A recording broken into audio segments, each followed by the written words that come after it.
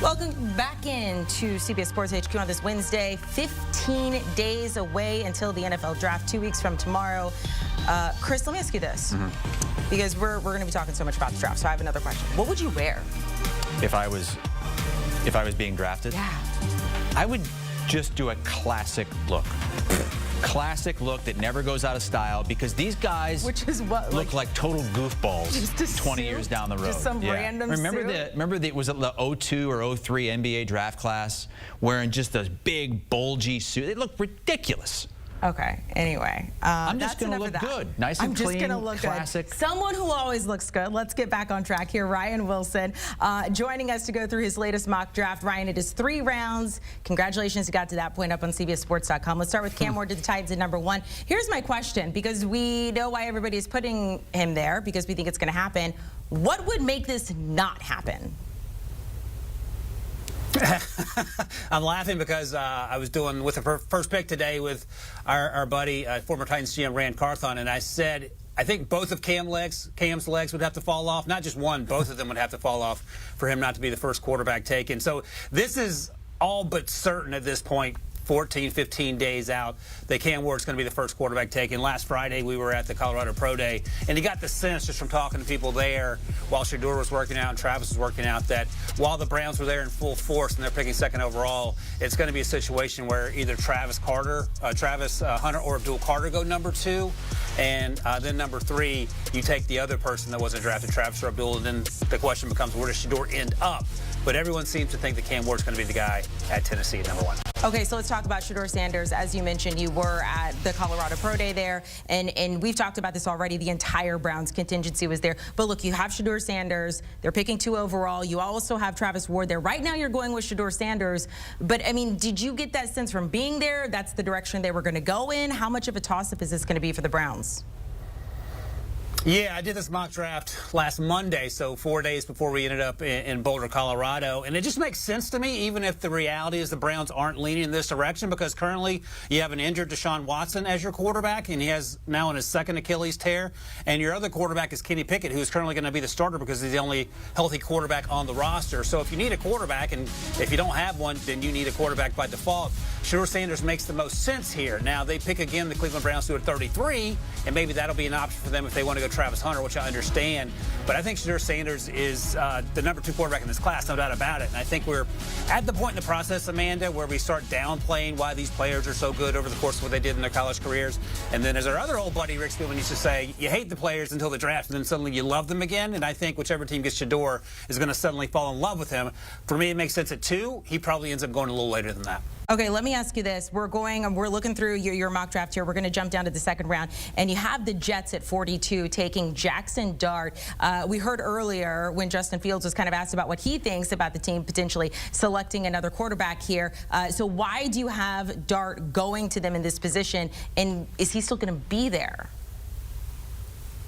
Yeah, will he be there, right? Because as I mentioned, 33, the Browns are sitting there, and if they don't take a quarterback at 2, that would be a prime landing spot for someone like Jaxson Dart to come off the board. Maybe even some other quarterbacks we're going to talk about here in a moment.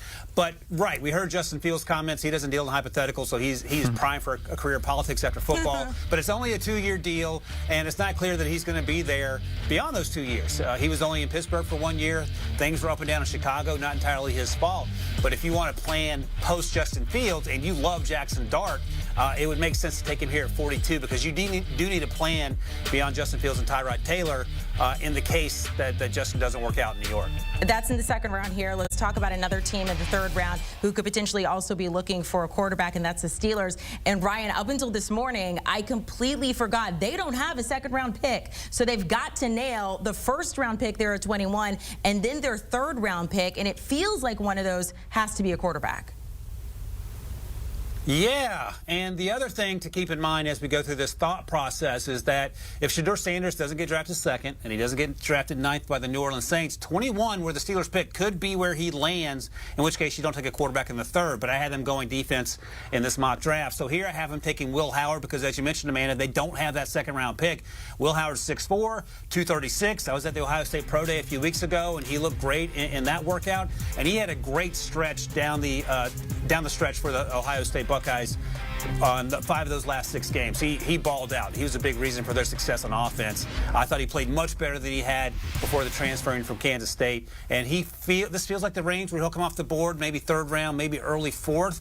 Steelers took him out to dinner in Columbus the night before his pro day. And he's big, he's strong, big arm. He's a great athlete. And he can sort of fit the bill of what you're looking for if you can groom him for a year or two to be your future franchise quarterback. Ryan, are you of the opinion if they do indeed get Aaron Rodgers, that still at some point in this draft they got to get a QB?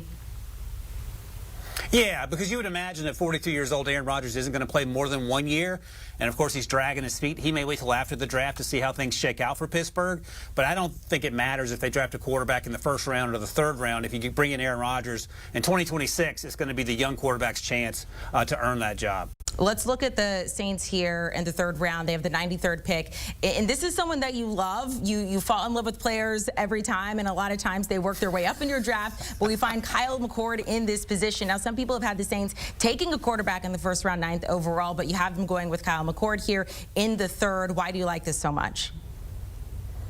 Yeah, maybe this is a little rich for some people. I know folks in the league think Kyle McCord might be closer to an early day 3 guy. But look, he outplayed Will Howard for much of the season, and Ohio State fans will attest to as much. He had to leave Ohio State because he wasn't playing quite at the level that Ryan Day perhaps wanted him to. But he came to Syracuse this fall and was slinging it all over the yard, set the ACC passing record all time. And I think that translates, especially if you're playing indoors, especially if you're playing in the Kellen Moore offense. He probably throws with better anticipation than anyone in this draft class. His arm's better than maybe you think it is. I got to go to his pro day as well, and he's a tough kid. So all those things taken together, if you told me he would be there in round 3 for the Saints, for Kellen Moore, behind what they have in Derek Carr and my other guy that I love, and Spencer Rattler, I think it makes sense for New Orleans to grab someone like Kyle McCord here. We'll just call them like the Ryan Wilson Saints at this point, if they continue to get people that you love. 2 other teams we're looking at maybe taking a quarterback here in the 3rd rounds as well, according to your mock draft. The Giants and the Rams. I'm going to kind of combine these because before we came on, I asked you, I said, okay, we get to this point in the draft. Like, are you just throwing darts, or are these things that actually may happen? And you said, yeah, according to some stuff that you've been hearing, they could potentially happen. So why do you have the Giants taking Tyler Shough at 99 and then Quinn Ewers to the Rams a little bit after that? Yeah, because they're going to need a quarterback, right? If they don't take one at 3, if they take Abdul Carter or Travis Hunter. And then you have to consider, yes, they have Russ Wilson, and yes, they have Jameis Winston. Neither are long-term solutions. Tyler Shough is more popular in league circles than he is on Ryan Wilson's big board. But I'm just one person. But teams like him because he is big, he is athletic, he has a big arm. Yes, he's going to be 26 years old in the fall, but teams don't care about that. Your quarterback can play into his 30s. He's had an injury history, but that doesn't seem to concern teams as well. And he can play in a pro-style offense. So all those things make him attractive, and he can certainly go much higher than 99, and he very well may, which will be interesting. And then finally, you talk about Quinn Ewers. We heard Sean McVay say that they're not really looking at the quarterback class. I think he meant in the 1st round. He hasn't really studied the quarterbacks because of Matthew Stafford, and I get all that. But if anyone could succeed in a Sean McVay offense, it feels like Quinn Ewers. And the only knock on Quinn is that he hasn't been able to stay healthy. Because when he's healthy, he's absolutely balled out, going back to that 2022 win over Alabama and Bryce Young. And those are the things you like about Quinn. It's just been the injury history, and that's why he's going to slip a little bit. He could even slip into round 4. But I think if you got him here at the bottom of round 3, that feels like great value for a team in Los Angeles that doesn't need him to play this year. And maybe Matthew Stafford retires next year or the year after that, and in which case you can roll with Quinn Ewers going forward. Ryan, really quickly, I need to know what you think about this. I forget what article it was I was reading, and someone was comparing Quinn Ewers to Tom Brady, and potentially they could have a similar trajectory. That's rich. I think Quinn Ewers is a better athlete, probably better arm coming out of Texas. But the issue is he has to stay healthy. Yeah. Tom Brady had no issue staying healthy, both in Michigan and New England. All right, Ryan Wilson, we appreciate it. You can find his entire 3-round mock on CBSSports.com. Chris, there it is. Yes, the 03 NBA draft class. That's why you don't. What's wrong with this? What do you mean, what's wrong with this? They look nice. Okay, compared to like what people wear nowadays, which you think in your world, like your little world is weird. I would think this is very tame for you. Melo has like 9 buttons on that jacket. Okay, it was tall. That's like a Bernie Mac suit. You're the worst.